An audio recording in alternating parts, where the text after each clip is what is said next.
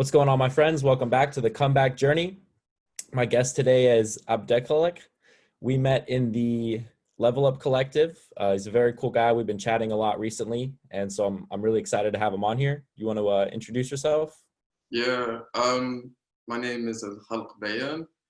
I'm originally from Morocco. I've I grew up there. I studied there, and slowly, the adventure started when I left Morocco at the age of 16, when I went to London. Mm. Um, uh, my story is quite funny and interesting at the same time because I got good grades at the 11th grade. I went to American school, by the way. And right after that, I just decided to, because of the courage and because of the, let's say, I was brave enough to believe that I could just face the world at that age. So I left Morocco, I went to boarding school. The first year was actually strange because I chose a very wrong school to go to. So it was in a very bad area. I don't know if you know about the stabbing culture in London. No. Yeah. So I went there. I was like a kid that was really protected and quite controlled by his parents. And I was in this circle, and then I just decided to leave, and I chose the wrong school to go to. It was really an interesting thing that would happen to the kind of person I was. Protected, silent, mostly introverted in some kind of way, because I've learned to be extroverted there. And then I had to actually manage to protect myself in some kind of way, because like there were really this crazy culture of fighting and young kids stabbing. I don't know if you watched Adulthood. Like No, I haven't. that would explain more what I kind of lived there. But I didn't never got stabbed or anything like that, thanks God. But yeah, I went there for a year. I couldn't handle it. But what was important and what was interesting is that I actually developed a beautiful strength. Everything that I thought that I was weak about, I just strengthened it, and I became way stronger. The way I walked, the way I talked, the way I looked at people. In some kind of way, I got balanced, if you get what I mean. Mm-hmm. Like it's as if I just had to hit into that masculine energy, like that war energy, like you have to go to war, but without actually going to war. Mm-hmm. Just to show, it's like giving the perception that you're ready for anything. So that was the start of everything, you know? So after 1 year, I decided to change the school. I went to Chelsea. That's another area. It was quite nice. And I went to this nice college where people were quite nice and there wasn't too much poverty. So there was some kind of balance, if you know what I mean. So I could just hang on with these people and stay good. But that person that I created the first year in London pushed me to becoming more and more confident and more aggressive in some kind of way. Therefore, I could speak out and speak my truth easily with no problem. So, of course, of this crazy adventure, I didn't get the grades to do my medicine because I went for A levels, and I didn't get the grades for my medical school in London. So I had to go back to Morocco after the second year, which was quite a very disappointing time for me and for my parents. And after that, to get the grades. And then I went to Romania for 6 years to study medicine. So you've been all over the place. Yeah. And the thing is, what I really would like to explain is just how I went through being so strong into becoming so weak and humble. It's amazing. So when I got that experience of 1 year in London, I believe I got extremely strong, but then I started becoming arrogant. So there was no more balance. So I carried on becoming more and more arrogant, more and more extroverted, more and more saying the truth that is not supposed to be said as well, because sometimes it's not nice to say the truth to people, like right in front of their face and just break their personalities into two, you know? It's Hmm. not nice because sometimes people are not ready to hear that truth. They need some time. But of Right. course, when you're young, you don't know these things. You have to slowly understand that you're only a human being. You're no god. You're no superhero. Right. And in the show, there are different ways to speak the truth. So after the third year, I went through. This is where the spiritual awakening happened. Um, just to just to put this inside the whole story, my parents are not really religious. My mom is a godly person. She used to pray when I was young, but my father was not religious, wouldn't speak about religion, wouldn't really speak about God that much. But my mom would, so yeah, she taught us a bit of something about God and etc. But I didn't really care. I would pray and stop, but didn't really care about these things. I would more care about getting girls, the American mentality, because I still went to the American school, so I had that kind of watching TV shows, etc. All this influence. So it was like that kind of guy. So slowly.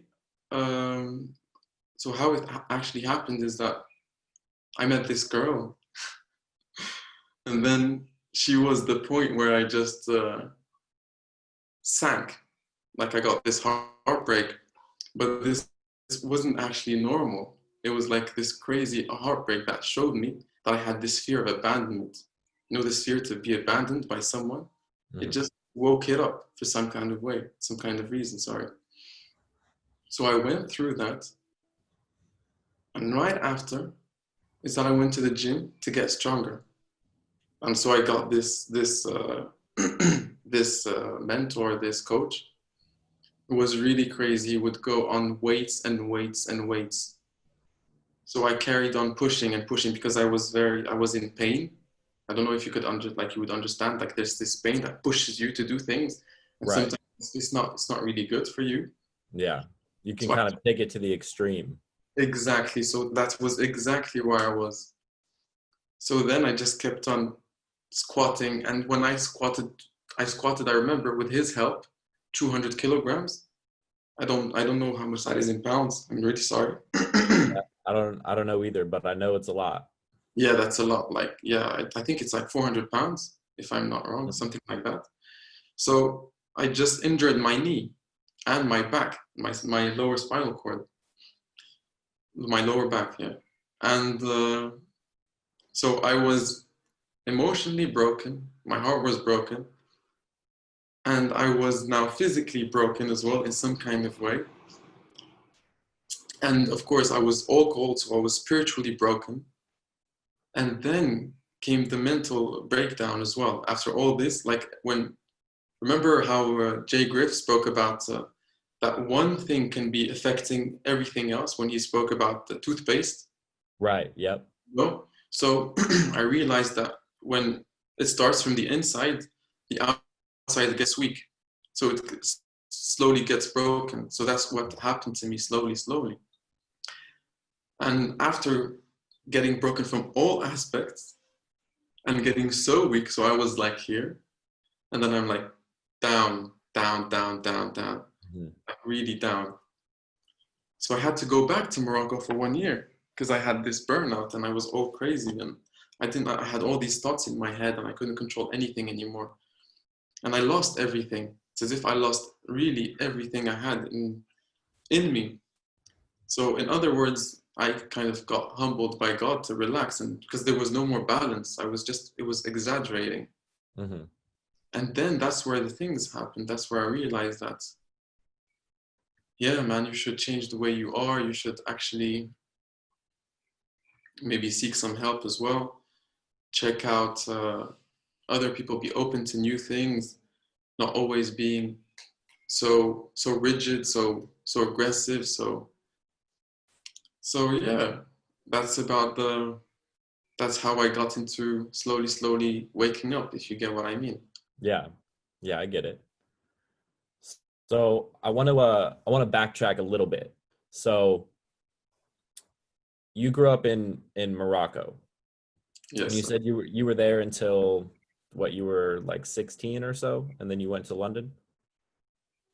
So in Morocco, like, Do you have any siblings? Yeah, I have a brother and a sister, like a sister and a brother. My little brother, my brother is younger than my sister. Okay. And are your parents are still together? Yeah, yeah.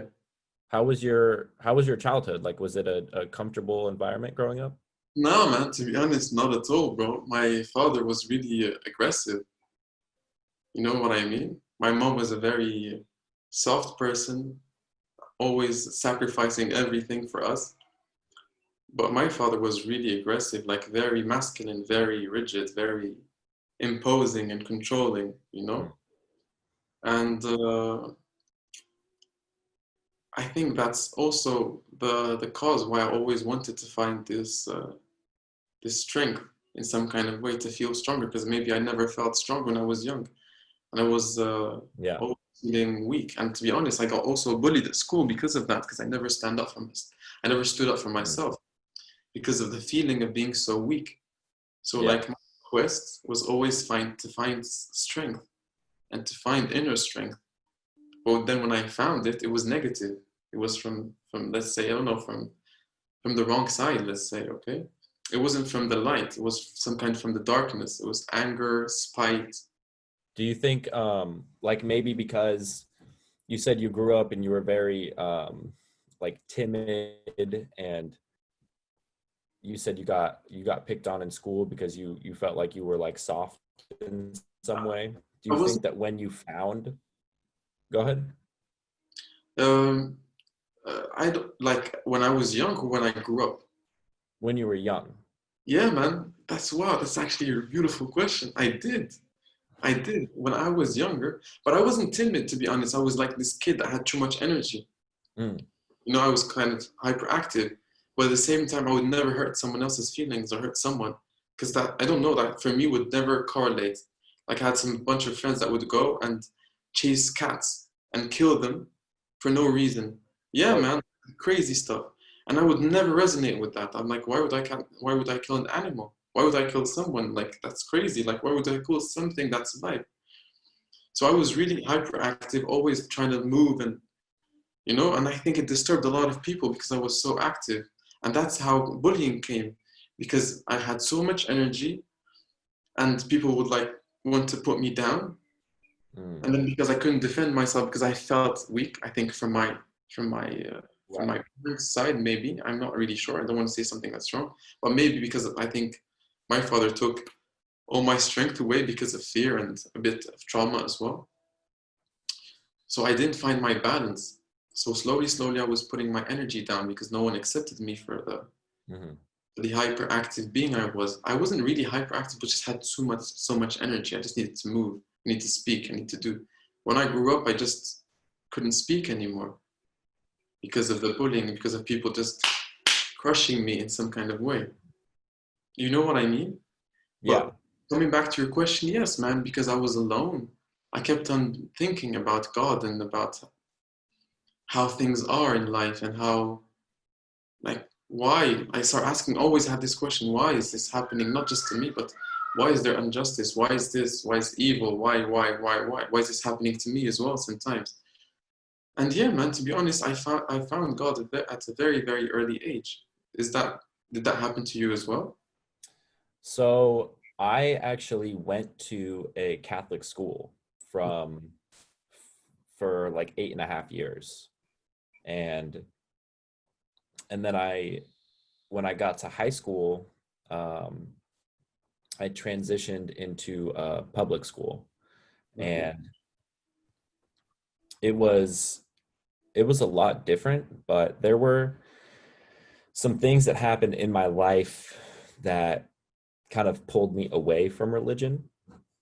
Um, when I was 16, my uncle, my mom's brother, was stabbed and killed Okay. for pretty much no reason, right? And then it was just a random attack. And then pretty shortly after that, my mom got cancer. And so that kind of like separated me from the religious aspect of my life. And I think another portion of it was, being like pretty much from the time I was born, like being like fully immersed in it. And I didn't know anything else. And so when I had a little bit more freedom and I was able to explore different ideas, that also kind of pulled me a little farther away from it. So it was, I would say, like, now I'm more spiritual than religious, but my family is still very much religious. What about, like, you said, because you have an interesting situation, right? Because your mom was kind of religious and she would speak about God, but your dad did not. Yeah, exactly. No, I grew in a very open-minded environment. Like it was okay. Like we can go out, we can do anything that we wanted, like in some kind of way. My dad would take us out for dinner every Saturday. He would meet with his friends. His friends were not like speaking about religion, were more speaking about maybe some kind of business, maybe go out for fun. You know what I mean? I never had this, no one imposed me to become religious or godly or believe in God. It was never the case. My father was always about work, you should study, you should do this, yes. My mom was more of a loving person and she would only tell us some stories like in the Quran because I'm Muslim. Mhm. The Quran is like, like the holy book for Muslims. Mhm. So she would just tell us stories of Solomon, of God in some kind of in a beautiful manner. So maybe I got attached to that since I was a kid and I just developed something. Or maybe it's not the case. Maybe the experience I went through allowed me to find God in another way. Es ist 18:23 Uhr. Excuse me. And yeah, sorry, that was just and right after, I've always asked myself, I was always a curious kid, you know what I mean? If God Mhm. existed or not. And I also thought that I was extremely spiritual since I was a kid. But I also noticed that a lot of people use religion in the wrong way. For example, I've been watching the Last Kingdom. Do you know about it? Like in Netflix. I've heard about it, but I haven't seen it yet. But I've It's heard really it's really cool. good. And I've been actually watching it, and I've been watching these priests like imposing religion on other people in a manner that is very sad. Like people personified God in some kind of way, and they used like His words in order to control other people and in order to do the wrong things. And I'm like, yo, if I was in their place, I think I would be a disbeliever right now. Because if I see these people every single time, every single day of my life, and they just give me this message and show me how I'm supposed to love God in their eyes and in their way, of course I will become a disbeliever. Like the way I am, because I'm quite a stubborn person. Like Mhm. if I don't actually experience things myself, I will not go into believing what you say or believing apart if we resonate. If there's something you say that resonates with me, yes. But if it doesn't resonate with me, you will not convince me. And I'm like, oh man, like that's why, because I met these friends of mine and I'm like, we spoke about God as well. And when I say God, like there's a stigma about it. Like they feel Mhm. this thing inside their hearts, like there's, oh, it's like a taboo. And I'm like, I'm really sorry, like if I use this word, but for me, maybe we have a different perception. And Right. that perception for you became very taboo. But for me, in the contrary, it's like all about love and light. It's all about greatness, bravery, courage, helping people, saving people's lives, being great. Like the stories we hear when we were very young. So that's like everything that I could relate to God. Like some like some being that is extremely beautiful and great. Mhm. And my friends are still my friends now, and we still discuss how a lot of people started using the universe instead of God. One of my friends said that he uses the universe because he doesn't want to hurt other people's feelings. Mm. And the other friend said that he had the same kind of life you had. Like he went through a lot of religious years of schooling, Hmm. and he learned from other people disgusted him in that word. And I have, to be honest, I have more empathy, man. I have more empathy than just looking at it the way I want. I don't want to see it like impose anything to anyone, but I still believe that it's quite unfair on God's image himself, because everything that we know about God has been portrayed to us. It's like someone else's perception, someone else's abuse came to us. We use it, we hated it. You know, it's like what's happening with George Floyd now. Why did that happen? What is the root of the problem? You know what happened to George Floyd? What is Yeah. the actual root of the problem? It's not hate. It's not. I don't believe it's hate. I don't believe it's love. I don't believe it's evil. No, I think it's only the root is the perception. There's someone who perceived a black person to be inferior at one point of some time, and then he shared that perception with others, and these people actually wanted to carry on with this perception. It's just a perception. Mm. And people have this perception, and then this perception turns into hate, and then this hate turns into evil, and then evil turns into crime. And that's what happened.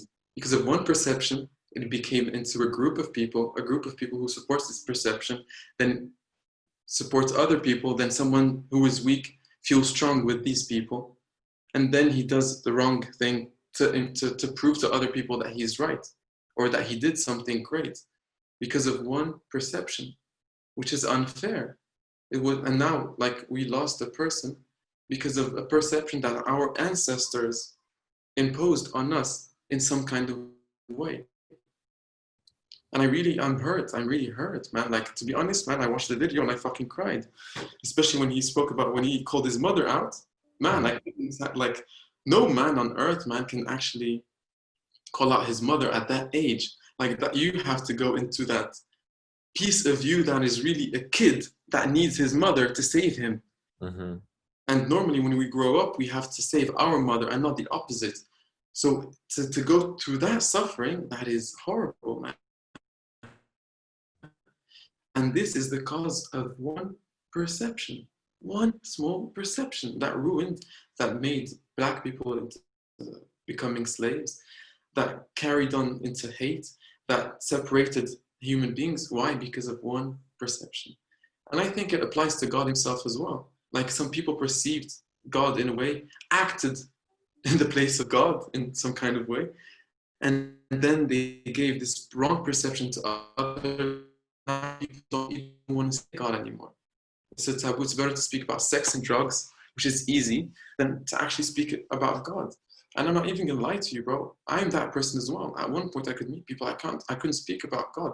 I could speak about sex and drugs, but for me, it was hard for me to speak about a God. So that's why I understand everyone's level of understanding now. Like, I will never judge any other person. Like when you speak to me, I understand you completely, man. Like why would, it's normal, but I still believe it's quite unfair on God himself.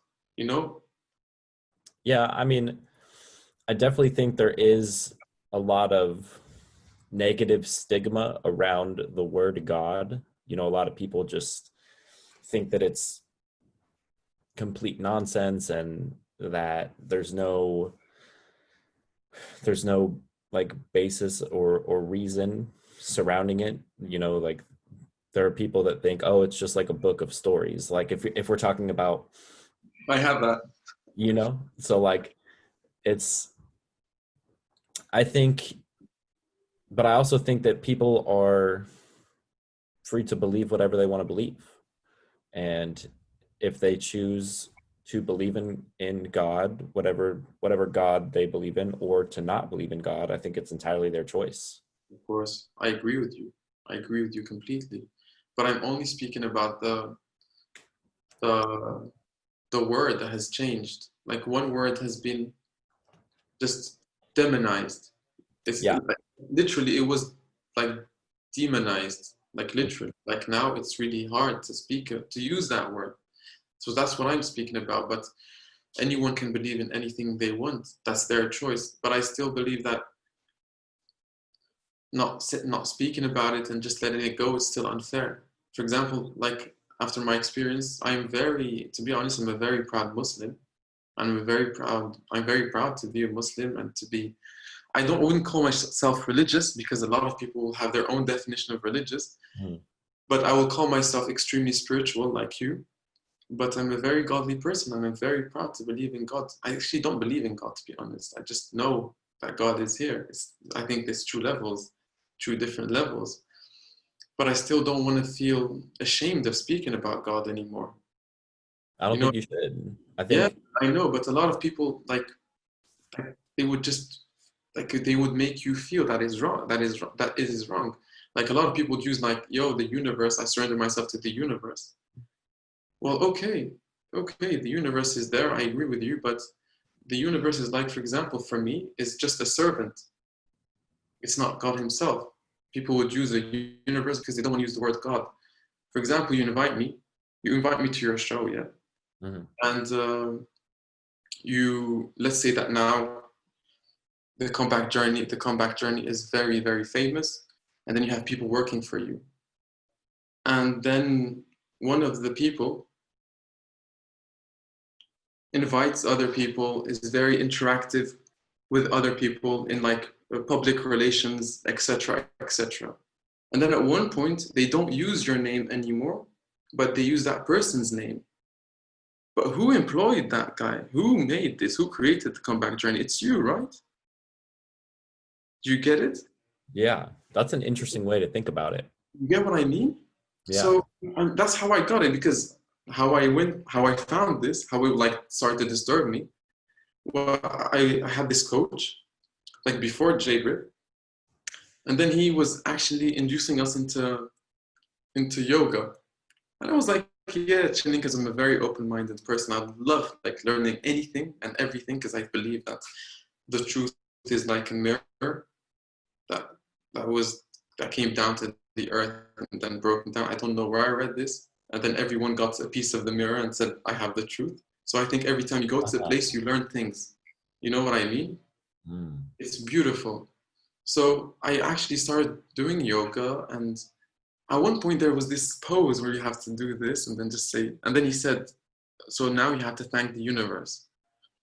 And I'm like, yo, I can't do that. Like there's something inside of me that actually couldn't thank the universe. Like inside, like deep inside of me, I felt that it was unfair that I would thank the universe. And that's how it started. I'm like, oh, like I can't do this. I can't say thank you to the universe. I can't say I surrender myself to the universe. And a lot of people will hate me for that, like, oh, are you weird? Are you just religious? Ah, you're just a religious guy. No, man, I'm not religious. I lived the same things that you lived. I went through the same crazy things you lived, like you lived as well. I had broken hearts. I had trauma. I had crazy stuff going on in my life. I'm exactly like you. I feel the same thing as you do, but I just disagree into thanking the universe, like thanking a servant instead of the creator. Like I would thank someone who invited me into your show, but I would never thank you. And I think it's unfair on you, man. Mm. That way, you actually slowly understand what I mean.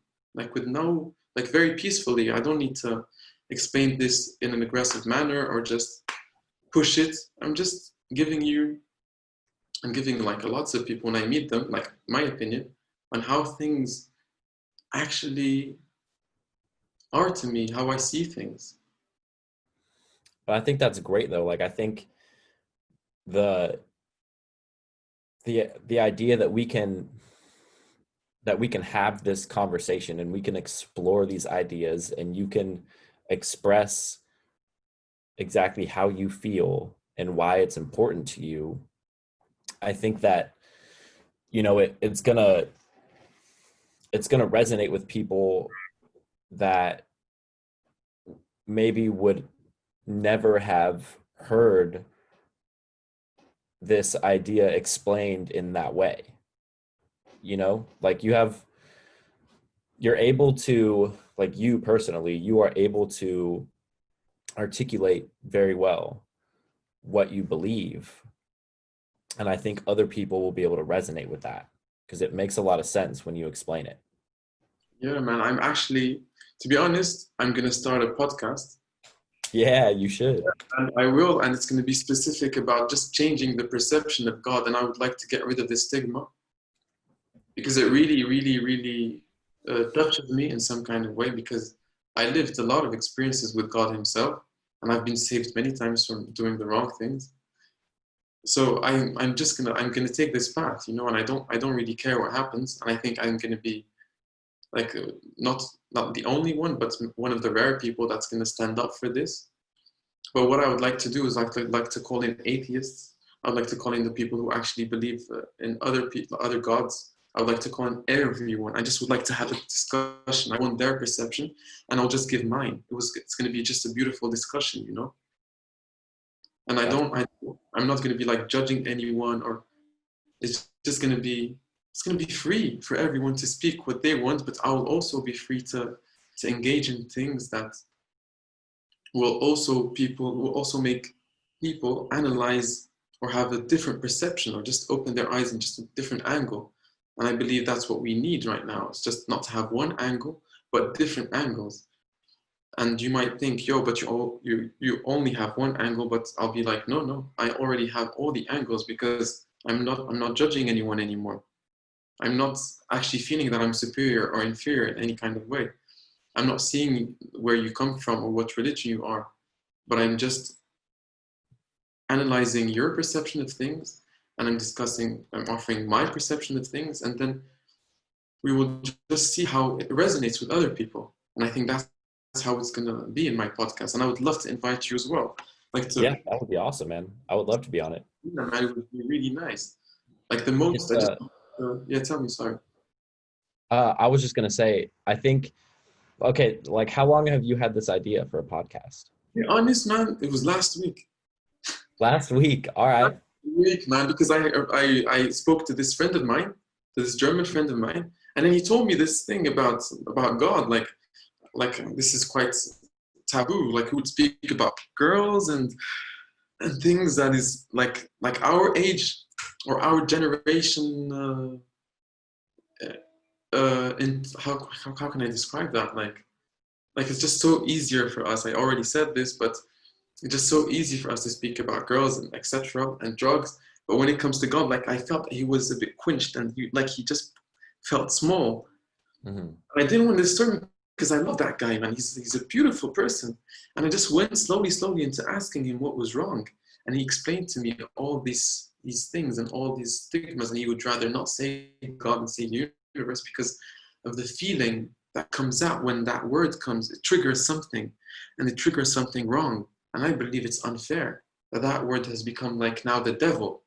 Because before people would say the devil, and then it would trigger fear and pain, you know. But now you say God, and it would trigger pain and fear, and it's like, wow, that is actually the opposite, man. Like, Yeah. Well, I mean, it's really only it only brings that negative stigma, right, with people who don't believe. But there are so many people who do, who embrace it, right? But that's why I think that it's the idea of this podcast would be so cool, is because you can get people from every different perspective yeah, and man. have them come on and explore the ideas. And I wanted to let you know that starting a podcast is way easier than you think. It's I'm really scared, you know. dude, I know. I feel you on that. Like that's how I was when I started. Like I had everything. Like I bought some used microphones and, you know, like real basic setup, and I had everything, but I still didn't start the podcast for like a little while because it was like inside I was like real nervous, you know. But it's once you do it, you're gonna be like, oh man, like imagine having a conversation like this with different people on a regular basis. That's Like cool, it's awesome, and it's man. super simple to start. It's very inexpensive. It's very easy to upload to the different platforms. Like it's a very straightforward process, and I really hope that you follow through with it because I would love to listen to it and I would love to be on it as well. I just need to check this off. Mhm.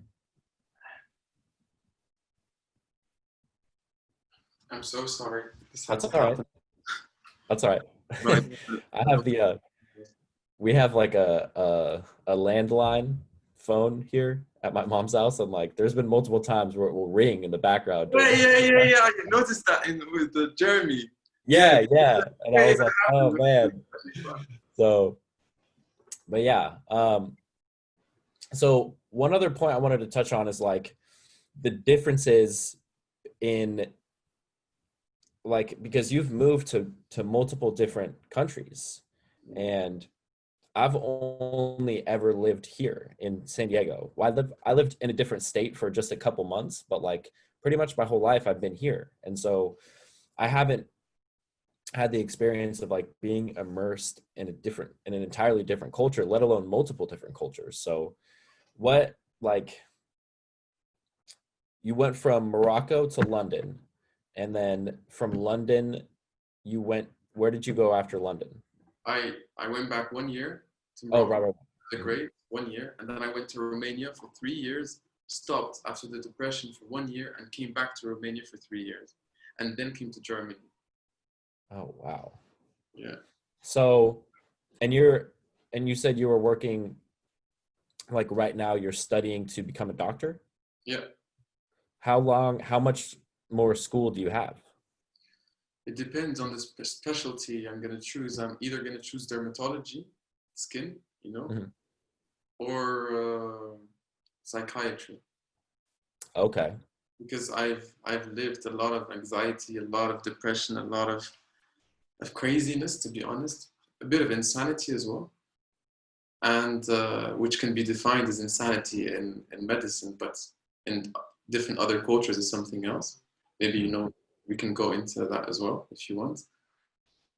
But I still would love to help people who go through deep, deep, deep pain, because I went through that and I understand that pain, and I would love to help other people, So let me heal. let me ask you something. Go for it. So when I asked like how much school you had left, and you said, well, it depends. I could do dermatology or I could do this, psychiatry. And when you started talking about psychiatry, you went deep into it. But with Yeah, dermatology, you just said the word and then that's it. you're right. So And why, like, what is it about dermatology that like puts it on your list? Because it seems like you're so passionate about the other area. right, because the only true thing is, well, dermatology, I had a lot of skin problems since I was a kid. Mm, And these skin problems would come from the interaction with human beings. Like, this is not medicine I'm talking to you about, but it's like more of a psychological thing. So, because I had so much problems with interacting with others, I had skin problems because skin is the first barrier before coming into your body. So when the wrong energy is trying to come in, it hits the skin first and makes it weak. When you have that negative energy every single time, it makes your skin weak. So that's why sometimes if you're a sensitive person, you would actually meet someone that has very bad negative energy and your skin quenches. I don't know if you ever had that or not. haven't. I've never experienced, I've actually never heard anyone explain it like that before. Great, man. Maybe the day you meet someone who has a bit of a skin problem in his hands, just ask him if he is aware enough that it comes from other people's, the entourage, the environment. So my environment, coming back to what I said before, was a bit of a, let's say, shady environment because of the, let's say, because of the abuse, like the aggressive abuse of my father. So I think I just put inside in. And the first thing that would protect a human being is its skin, the skin. Mhm. And I believe that the problem is in dermatology is that a lot of people are treating. I think the whole problem with medicine is that it's just treating people, but not healing people. And I would love to find a way to just bring these two into one, into healing, and not treating anymore, for example. You know what I mean? Like Yeah, we, well, I think that's the, an issue that a lot of people have is that medicine right now is it treats the symptom, but it doesn't treat the root cause. exactly, Right, exactly. So that's why I've noticed these two things. Like there are some things that are beautiful about dermatology itself, but when you bring in this aspect of the environment affecting the skin, it changes other things as well. So if I can just bring both into one, it will always help. For example, now there are people who are only like who follow holistic methods, or Mhm. other people who are only medicine, science, vaccines, etc. But if we bring both and bring them into harmony and cooperation, I think it's going to be great. Because each time we separate things, it just brings too many problems all the time. But when we unify and find a balance, then I think the healing can easily prosper. Like cancer, for example, why didn't we find the actual method of healing cancer? Is just because people were so stubborn about finding the right treatment, but not healing the root. But Mm. when people start thinking about healing the cancer from its root, which is sometimes stress. My grandfather had cancer as well and died because of lung cancer. And there are two reasons. The first reason is smoking, and the second reason is that he went through such a stressful, painful period of his life that it caused him slowly to activate those cancer cells. It's like schizophrenia. Schizophrenia can only be activated when you either take drugs or when you go through a heartbreak, a very crazy heartbreak.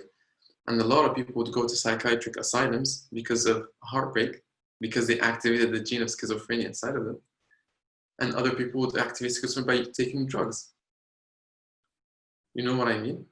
So Yeah. the problem is we're not healing the genes. We're not healing the negative DNA that was passed to us by our ancestors. But what the medicine world brought us today in science is still very good.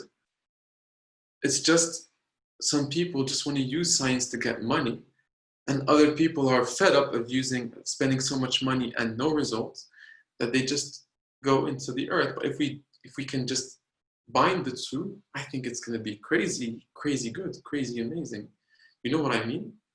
Yeah, well, it seems like that would just make it like so all encompassing and so well rounded that there would be a lot more opportunity to find the right answers if you were to merge those two worlds, right? The holistic and then the like medicine and pharmaceutical world. Like if there was a way to integrate those, I think that there would be a lot more possibilities. But I also agree with you that there are a lot of people that, like the pharmaceutical industry and like all like medicine and stuff like that, like they are very financially motivated.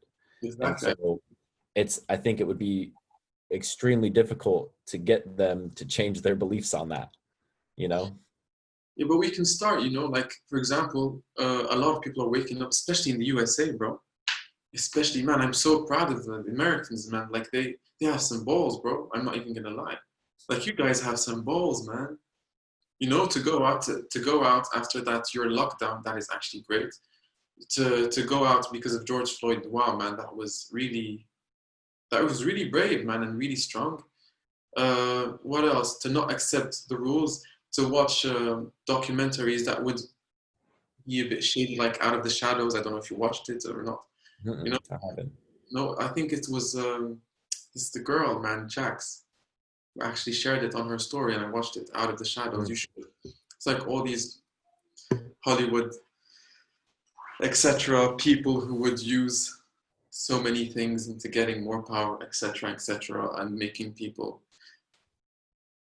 go into darkness. You know what I mean? Yeah. So I agree with you, man. But still, I think the whole point of this is just to find a way of unifying like both worlds, as you said. Yeah. I mean, I'm sure like that'll be a long road, right? But like you said, like we can take just consistent small steps in the right direction. Eventually there will be change. Exactly, man. I also believe that we just need to be brave enough to speak for what we believe, like with no fear anymore. Yeah. Like when I started speaking about, let's say, like, because I came to Germany and there was a stigma about God and everything, I couldn't speak it comfortably, and I started becoming weak and weak and weak every single day because it's a part of me, it's my truth.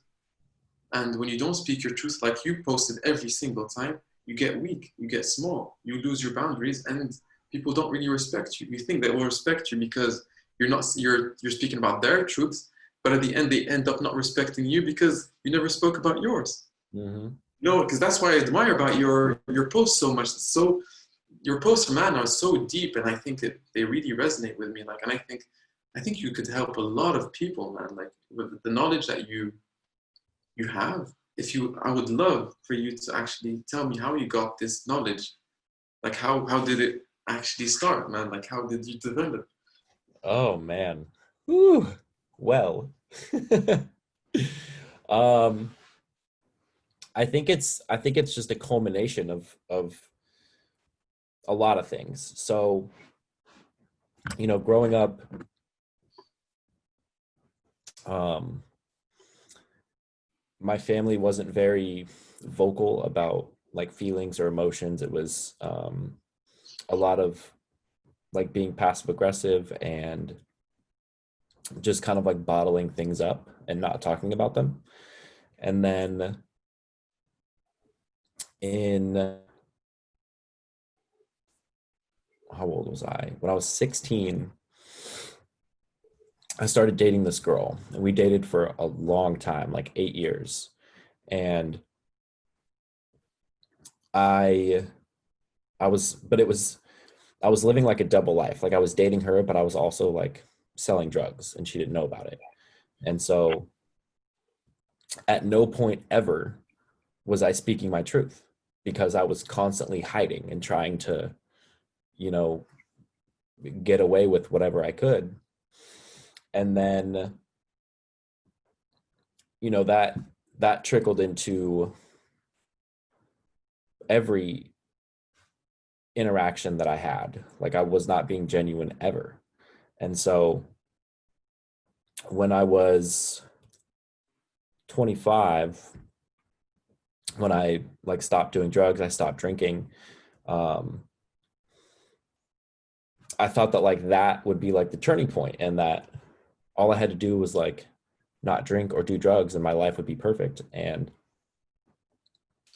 I was still in this very limited and constricted viewpoint of life. Like I didn't understand a whole lot, even though like I was quote unquote an adult. Like I didn't know anything. And so I realized that it wasn't enough to just exist.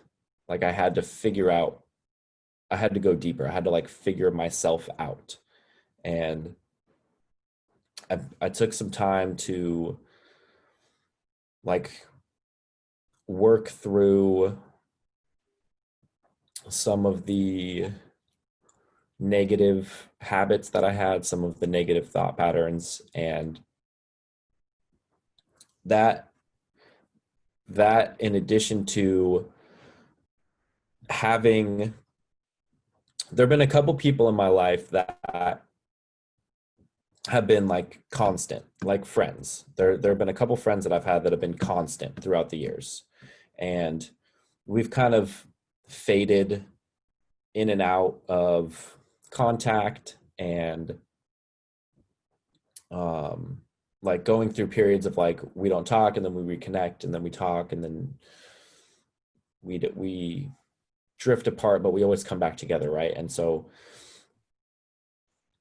I think and these people are very positive and very inspiring.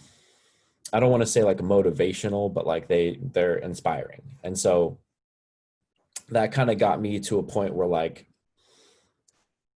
what else is what is my purpose here? Like what else is there to life where I can do more than just exist?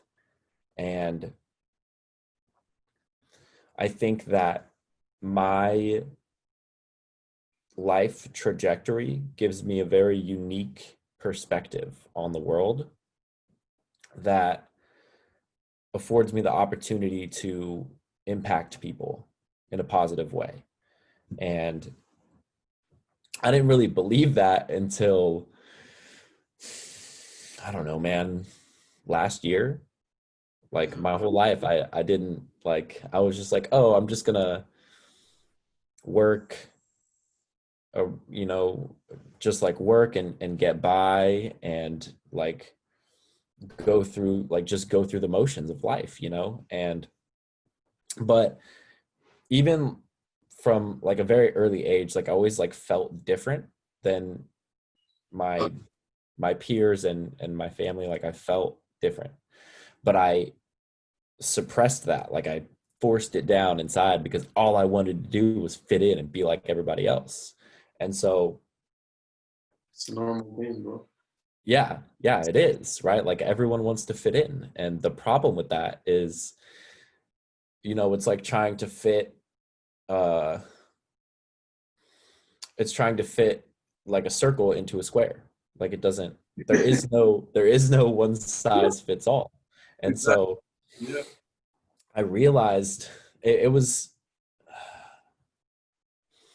I don't know the defining, when the defining moment was, but um you know, last year I met my current girlfriend, and it was a complete eye opener because I had never been in a relationship where somebody was like very emotionally mature. Like she could talk about her feelings and she could talk about what's bothering her or what she likes, what she doesn't like, without making it a big deal. Like my whole life, if anything was ever wrong, it blew up. It was this huge issue and feelings got hurt and all, rather than just having a discussion about why somebody feels a certain way and why maybe the other person doesn't feel that way. And like, just because there's a disagreement doesn't mean that there's a problem.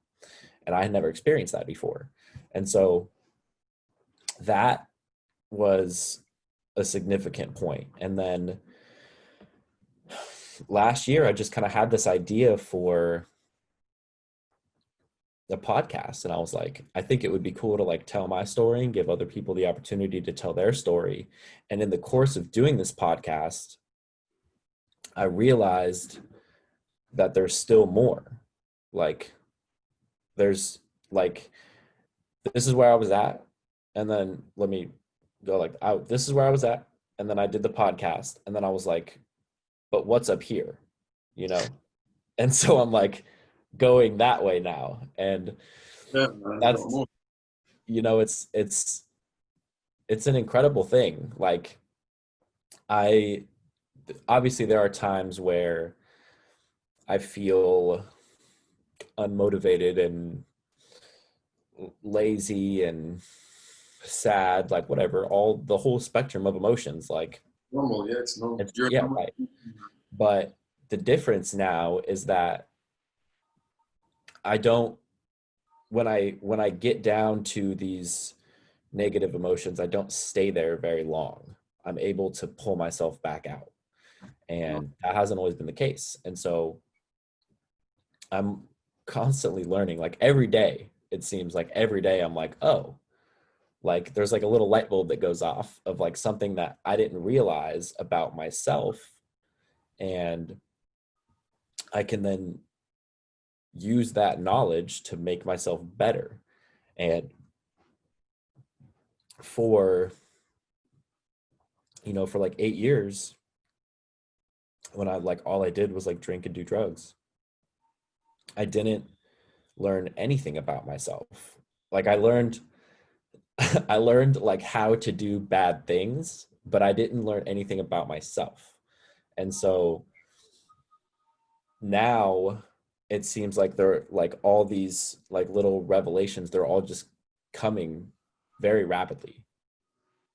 And it's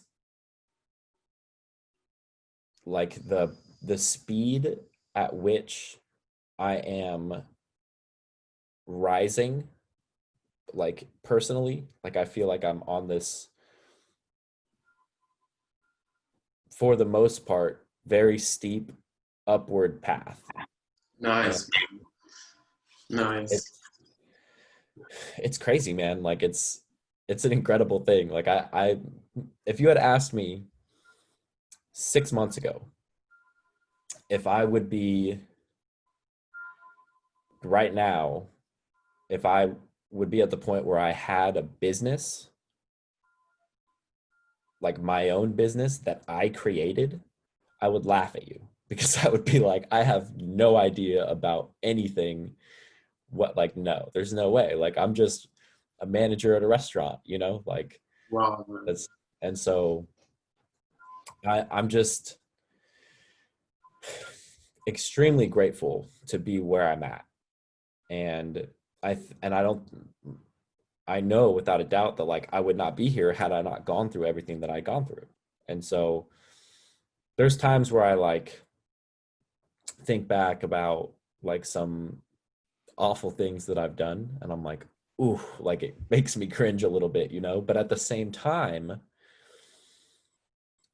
they made me who I am. So I can't be upset about it. Like you mean the guilt? I I don't think it's as strong as guilt. It used to be. There was like a lot of guilt and shame, but now it's just like a lingering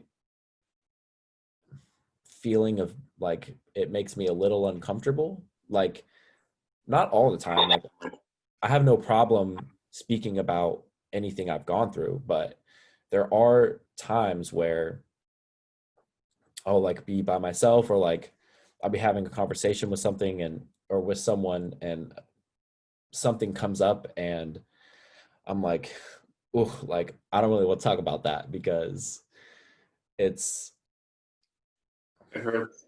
like yeah, like it's embarrassing almost, to like to like say that I've done some of the things that I've done. Yeah, but you shouldn't, But When some people, when you're sometimes sitting down with judgmental people, I don't think you should share everything. Like I'm sharing these things with you because I know that you're not going to judge. right, But well that's the thing is like that was actually somebody had brought this up on Instagram recently, like the problem with oversharing and like and it was referenced to like being too vulnerable. And I don't think that's the case. I think oversharing is a lack of boundaries because you don't know when to stop yourself. It's not that you're being too vulnerable, it's that you don't have these boundaries in place to stop you, where you can recognize your environment and your situation and be like, okay, whoa, let me take a step back.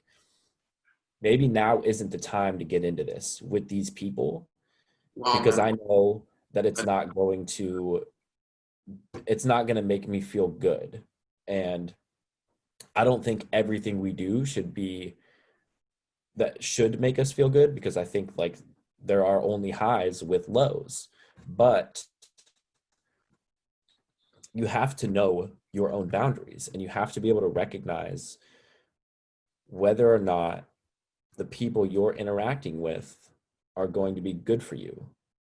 And that's like speaking on what you said, like if you're around certain people who may be judgmental or negative, like you should not share certain things. If you know, like from experience, that these people are just going to make you feel bad or they're going to, whatever the situation may be, like you have to know that for yourself, yeah. when to stop. But I really love how you described it, and you just made it so simple for me to understand. You're right. It's true. You're very right. I actually agree with you completely. I resonate with that. It's actually a lack of boundaries, not over vulnerability. Is that what you said? Over Yeah. being vulnerable? Yeah. Yeah, I think you're right. And I think I still have to work on that sometimes. Like my problem now is like, it's either I speak too much of things I I believe in, I resonate with, and sometimes when I feel not in the right entourage, I would like just not speak about anything. I need to find the balance between both. That's the key, bro. That's the key, is like, think of like a teeter totter, right? Where like two kids are on the end, and like put vulnerability on one and put boundaries on the other and try to keep them even. Yeah, man, that's good, man. That's nice. That's the goal, like that's, I think if one can achieve that, then the chances of putting yourself in any sort of unhealthy relationship, whether that's with your family or your friends or your boss, whoever, like if you can balance those, it's highly unlikely that you're going to find yourself in an unhealthy relationship of any kind, because you know when to share, when not to share, but also to be authentic, whether or not you're sharing. Like, you are always authentic, but you know when to pull back and protect yourself. I've also noticed that when you, like, I don't know how you describe authentic, but I also realize that each time you teach yourself not to lie, it brings you only positive things, even though sometimes you're scared of really shaming yourself, or like you want to protect yourself in some kind of way. When you have this authority in front of you and you're like, I'd rather not lie, because I would rather lie instead of saying the truth because I might go to prison. Right. Like what I experienced lately, that each time, like, I've been doing my best, like, not to lie at all, and it only brought me into better spots. Like, I would think that it would bring me down, but it would actually just put me up for some crazy reason.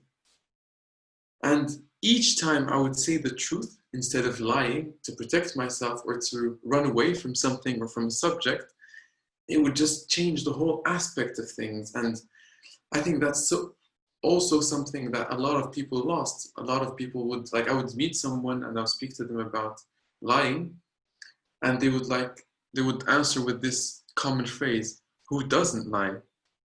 Mm, Like, yo, man, like, that is just too common that everybody started lying because everybody, now it's normal to lie.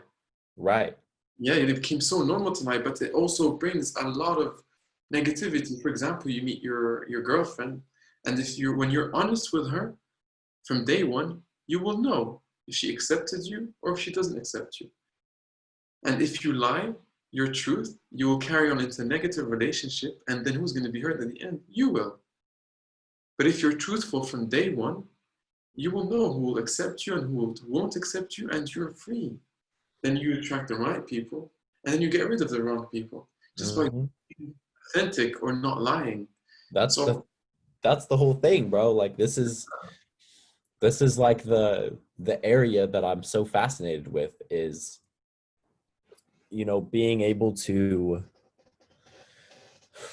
like be like, as you said, like speaking your truth. Like, if you are constantly portraying an image of yourself that's not really you, just to attract people that you think you should be around, or to like insert yourself into some group that you want to be in, even though it doesn't agree with you,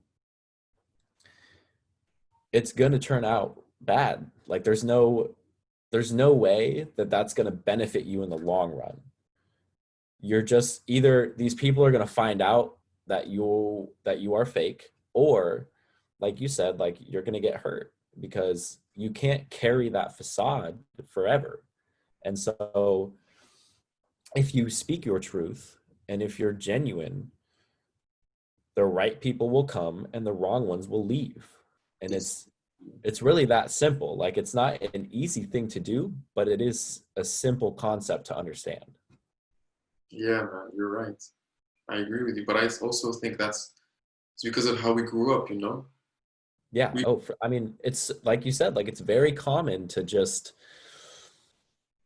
to lie and to like follow what everyone else is doing. And like we're told from an early age, like fit in, like Yeah. fit into the group.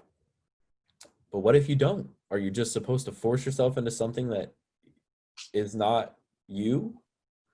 No. Like you should no, you should absolutely not do that. Yeah, of course. Go like be like have the crowd over here and then have like you by yourself over there. Like if that's where you're meant to be, then that's where you should be.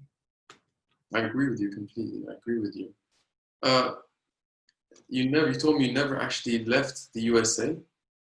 I have like on vacation, but I've only been to Mexico Okay, so you because never went to Europe and not even to Africa, man. no, I've never been like I've been to Mexico a few times just because it's like I live like 25 minutes from the border. So it's like quick, like I could go there right now if I wanted to, but um I've only been to Mexico and that's it as far as like outside the United States. So my girlfriend and I have been talking about planning a trip to Europe in the next couple years. We don't know exactly when, but we like made a list of like where would we most want to go, and that's as far as we've gotten right now. Is like let's name like a few places that I want to go and a few places she wants to go, and we started last month. We did like a goal setting retreat, and so we're going to do them every 6 months and kind of follow up and be like, okay, where are we at with our goals? Um how can we get more detailed on them? What progress have we made? But one of those goals is to travel, and so we're trying to like plan out like this awesome trip and incorporating like as many places as we can. So I'm excited about it because I don't think like it's I don't know how to explain it exactly, but like it seems like there's so much like I could stay in this city the rest of my life and I could be comfortable, I could make a lot of money, I could be near my friends and my family, but like how much am I really learning about myself if I stay in the same place my entire life, you know? So being able to like get out and explore the world is super high up on my list of things to do. So You should. that's why when you said like Morocco, I was like, yo, that would be awesome. And Man, like, you're always welcome, bro. and I Like have, you can organize something and we can meet there. yeah, that would be cool, man. Yeah, no, like I can take care of a lot of things and make things happen, you know? Like you will see things that will amaze you. And coming back to what you said about knowing yourself when you leave uh, the way you always lived in, I met this Norwegian guy in Essaouira.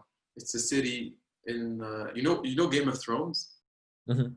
You know where the movie was filmed? It was actually Morocco. Like the TV show with the castles. It's like in Morocco, Essaouira. You know, if you Really? Google, yeah, you can Google it.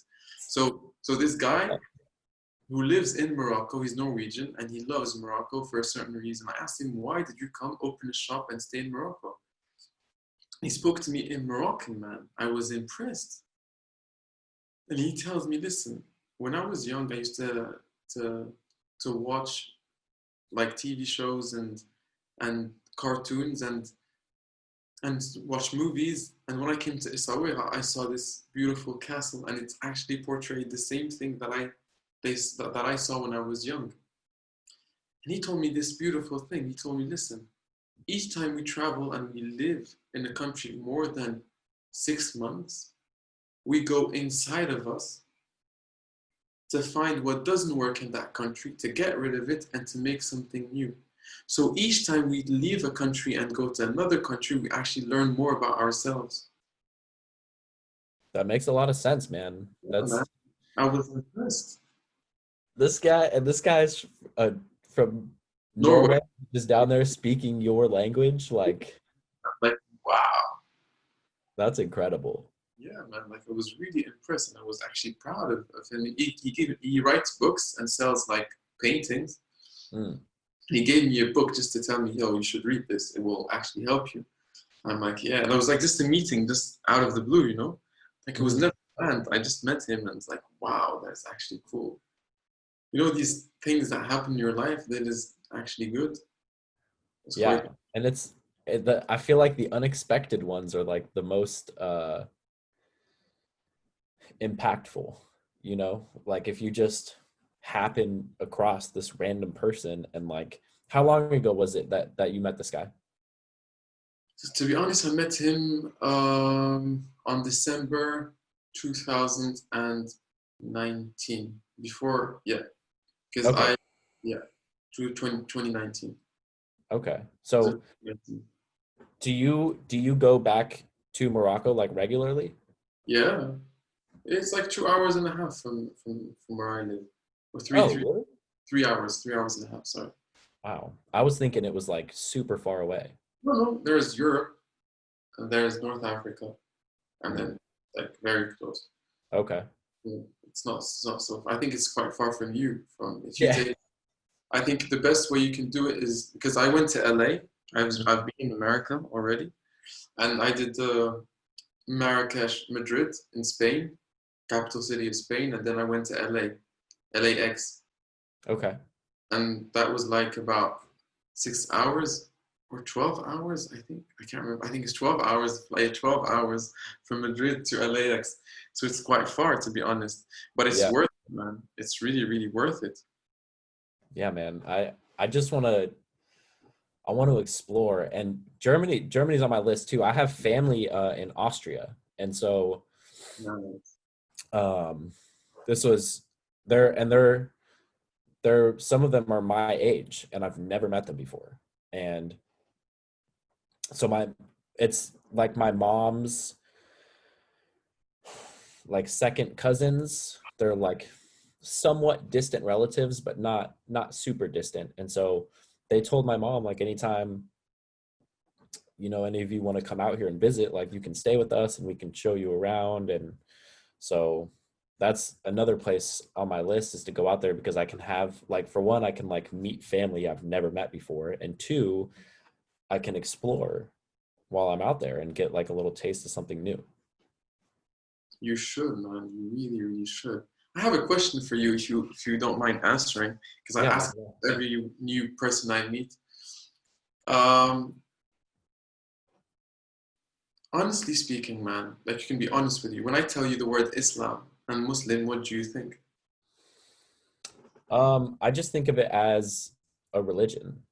I mean, like I I took world religions class in college, and prior to that I didn't really know anything about any religion except like Catholicism and Christianity and Judaism, because those are like the only people I knew. And so I took this class in college to like learn, and I learned about um, I don't remember how many. I think there were like seven religions in this course that I took. And then one of my really good friends from high school, he was born in Afghanistan, and we're super good friends. And I had another friend from when I was really young, like in elementary school, and we've drifted. Like I haven't spoken to him probably in, I Years. don't know, 15 years probably, but he was from Saudi Arabia. And also we were like super good friends. So I never really had this negative stigma about anybody really. Like I didn't That's grow up in an environment where people were like, "Oh, like these people are bad." And unfortunately that's the case for a lot of people yeah, man. I noticed. at its state, like this, like my grandparents are they're in their 90s, so they're very old, and they have some like racist tendencies, but they're not gonna like go out to a store, like a grocery store, and see like somebody that doesn't look like them and be like, ah, you know. But it's just that's just the world they grew up in, you know. The And perception, bro. I understand. It's just a uh, perception.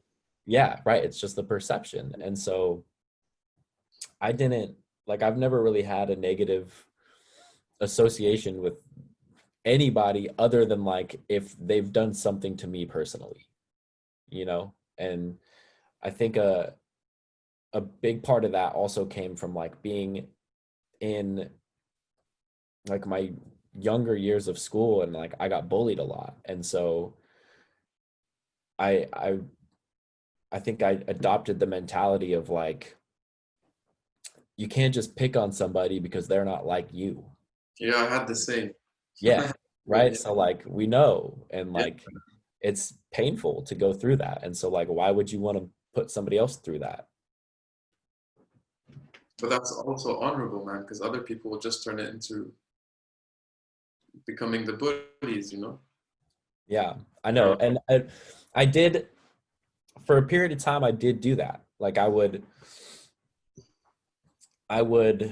like make fun of people or just be like rude and mean. But I think that was A reaction.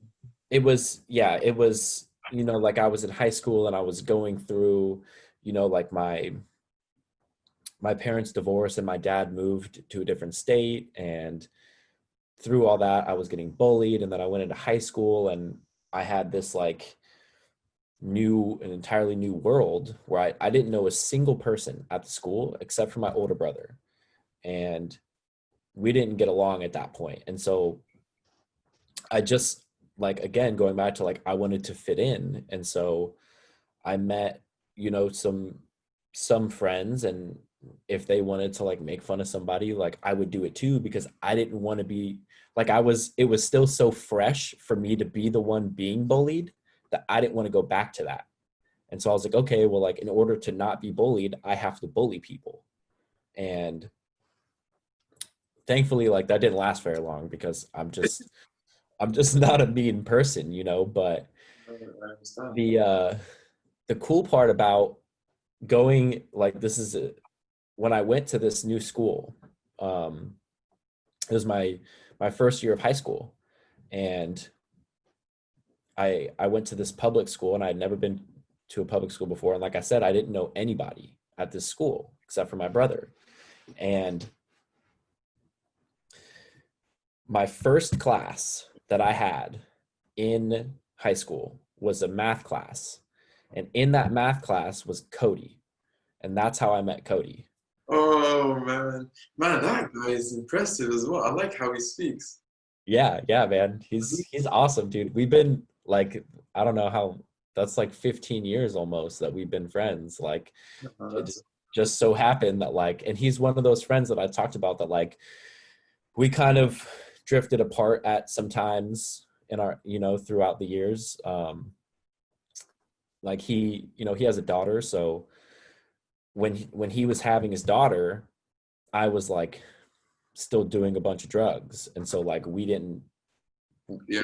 didn't It did. associate at that point in time, you know, because I didn't like I would feel super uncomfortable going over there, and like he didn't want somebody like that around his daughter, which totally makes sense, you know. So there's been periods of time where we've been in contact and not in contact, but um it's it's really cool to like have a, a friend like that I've had for so long that we're still so close, you know. I think you're frozen. Really? Oh, you're good. It Yeah, was no. frozen for a second. You're Oh, good. okay.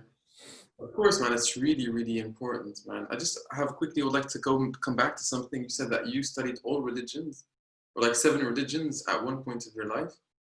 I think it was 7. It was just like a college course called World Religions. And Okay, so so do you know what Islam means? I think you'll be impressed. Do you know what that means? Like in English?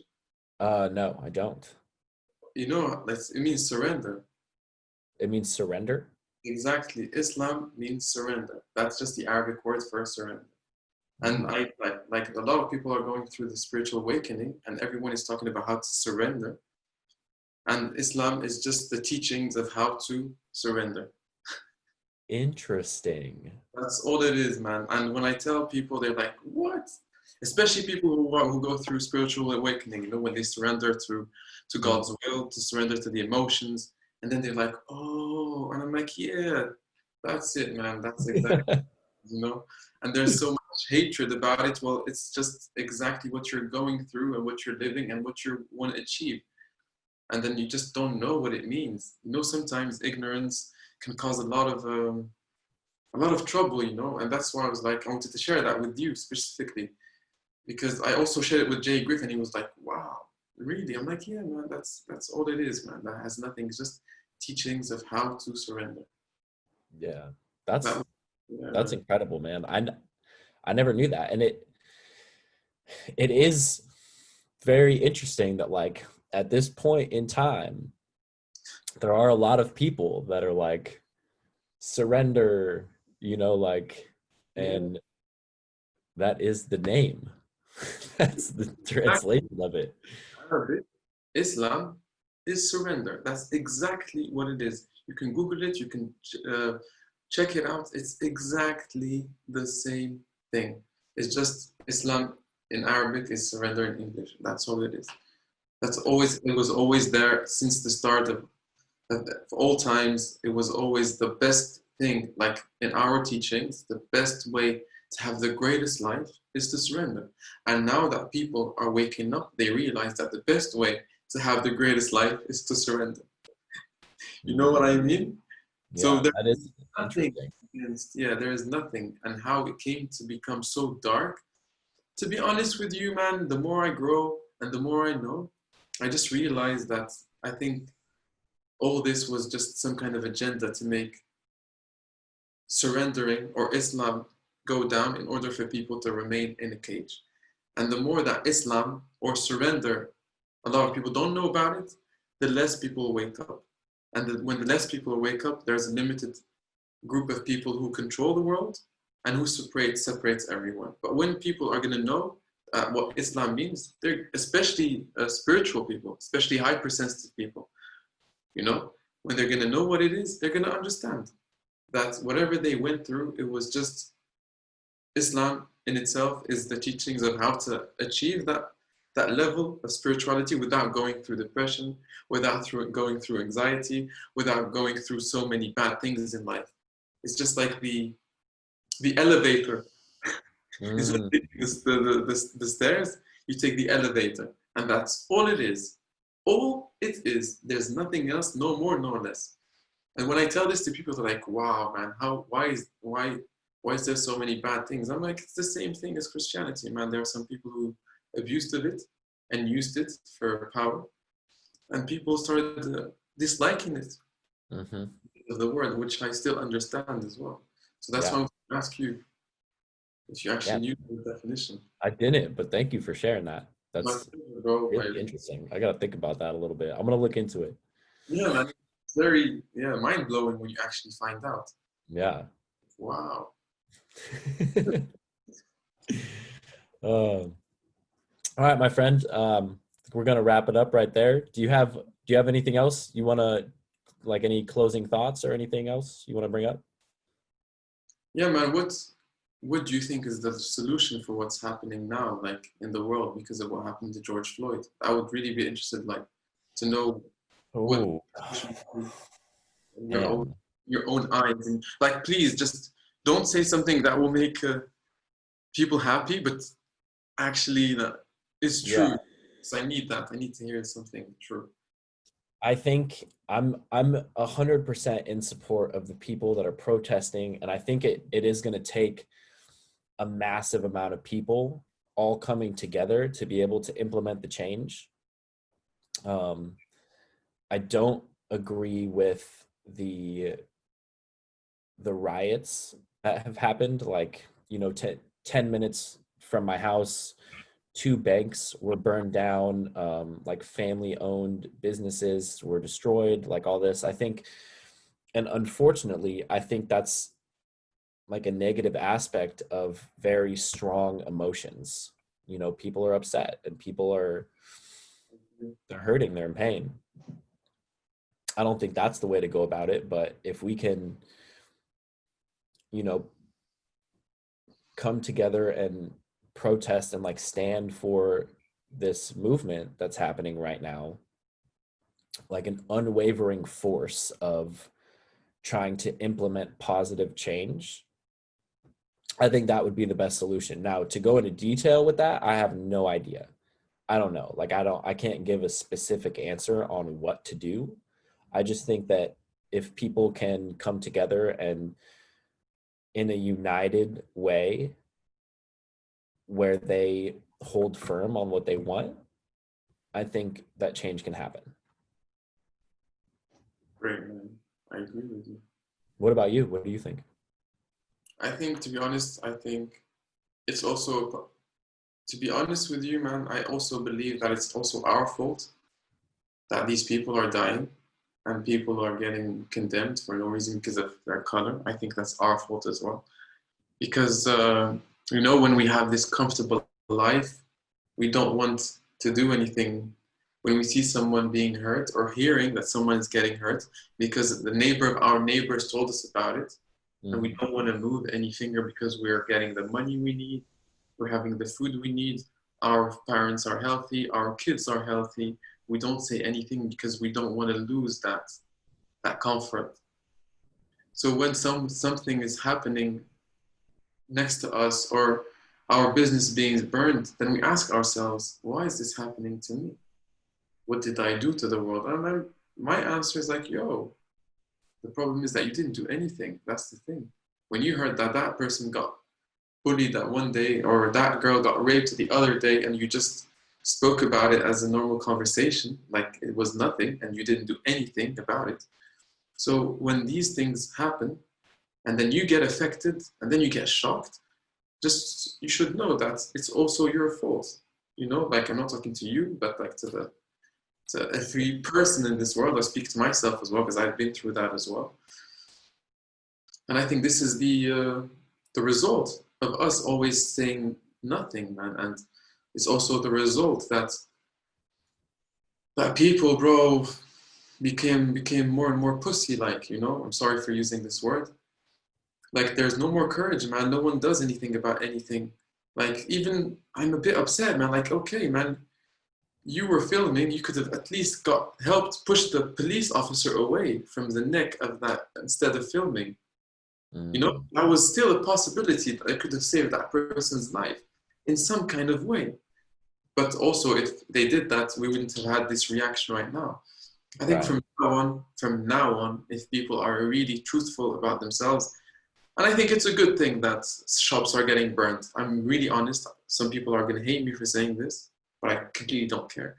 But next time that you or anyone that wants to have a peaceful life, when they hear that someone is being hurt, being bullied, even in school, man, like, did we deserve to get bullied, man? We No. didn't deserve, but we didn't know what to do about it, man. We couldn't speak about our family. We couldn't go to the director, to the headmaster, because you would be like the guy who was how do you say it? Tattletale, Tattletale, yeah. telling you don't have the balls to do that. Like you were all close. It's unfair, man. It's the same thing that happened. That's the being bullied. The guy got bullied, man, in some kind of way. So no one speaks about anything because they're just so comfortable. So now that the shops are burning, the rich are losing their money, the people who are comfortable are not being comfortable anymore, then they're like, oh shit, maybe I could have done something that day when I heard the neighbor's daughter got raped. Oh man, you know what I mean? I think from day to day, people have to have the courage to just do something after the most little thing happens. The smallest thing, anything small that happens, just do something about it. I don't care, just speak or just tell someone else, but just don't stay quiet. So that's the other issue, is that if you can't stand behind something or stand up for something, even when it's really small, how can you possibly expect to do that when it's something larger? So it starts with these small things. If you see something that's wrong, say something about it. And little by little, you gain that ability to speak up when you see any form of injustice. Exactly, bro. Exactly. I remember I got beat up in Romania from I was alone, and there were these three guys that came onto me, and I got beat up, man. You know, I don't know. I forgot the word in English. You know, when you just get rampaged, is that the word? Uh, Jumped. Yeah, jumped, man. I got jumped, man. Three guys, man. I was alone, and three guys jumped me, man. And I was lucky enough that there's a huge guy that came from nowhere and kicked them out of my face, bro. You See know, just that? yeah, bro. I'm so lucky, man. And because of that guy, man, he avoided the law. Maybe I could have died, man, because they were so aggressive, so angry. You know, maybe something could happen, something bad. But he was there, bro, and he had the balls to do something about it, man. You know what I mean? And I think Yeah. we owe this to other people, man. Like from now on, like people have had enough. If you see someone that's not like you, just defend him, bro. But I'm not talking about you. You, I'm sure that you will defend him because you felt the pain. Like me, man. Like I think that when we feel that pain when we're young, we develop this hero mentality of saving other people from Yeah. that pain, you know, because you don't want that person to live what you lived. So you just become some kind of hero because you're strong enough to do that. You know what I mean? But other people who were bullies when they were young and never had any problems, like I speak to them as well. You know, it's okay what you did before, but from now on, just start helping others because you will have a daughter or you will have a kid that will go through, won't be as a bully as you are and be sensitive enough, and then they will be bullied. And you don't want that for your kids just because you did that, right?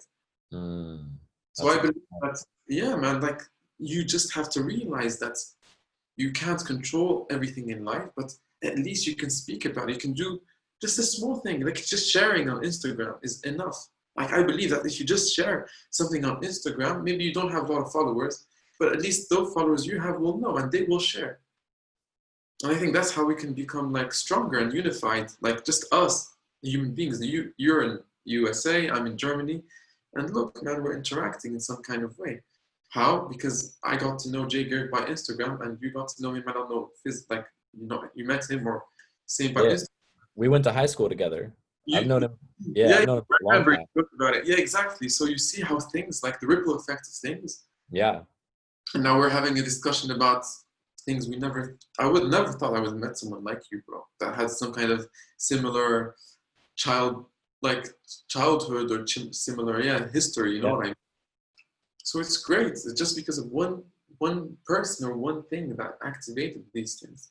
And I Mhm. think that the biggest fires can be started with the smallest branches. And I think same thing for goodness.